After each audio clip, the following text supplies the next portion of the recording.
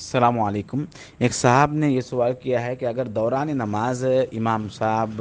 کی ہوا خارج ہو جائے یعنی وضو ٹوٹ جائے تو وہ اس کے بعد کیا کرے، ان پر کیا احکام آئیں گے اور مصلیوں پر کیا احکام آئیں گے نماز کو مکمل کرنے کے لیے۔ دیکھیے، جیسے ہی اگر وضو ٹوٹ جائے، چاہے ہوا خارج ہونے کے ذریعے سے ہو یا پھر اچانک زخم پھٹ گیا اور خون بہنے لگے، کسی بھی طرح سے وضو ٹوٹ جائے تو فوراً ایک رکن کے برابر وقت گزرنے سے پہلے، مطلب ایک رکن مطلب 3 مرتبہ سبحان اللہ کہنے کے اتنے وقت سے پہلے وہ فوراً نماز سے علیحدہ ہو جائے، یعنی نماز کو چھوڑ دے، اور پیچھے پہلی صف میں جو شخص نماز پڑھانے کا قابل نظر آئے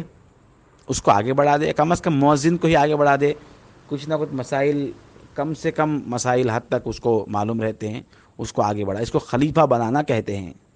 کسی کو اپنا نائب مقرر کرنا، وہ نائب بنا دے وہ، اور فوراً وضو کے لیے چلا جائے، وضو کر کے پھر آ کر وہ نماز میں شریک ہو جائے جہاں سے نماز چھوڑا تھا۔ اب امام کی اگر نماز چل رہی ہے تو پھر شریک ہو جائے، اور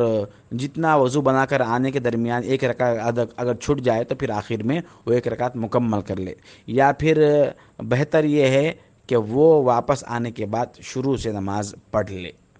یہ صورت ہے، جیسے ہی وضو ٹوٹ جائے تو فوراً نماز کو چھوڑ دے، نماز کو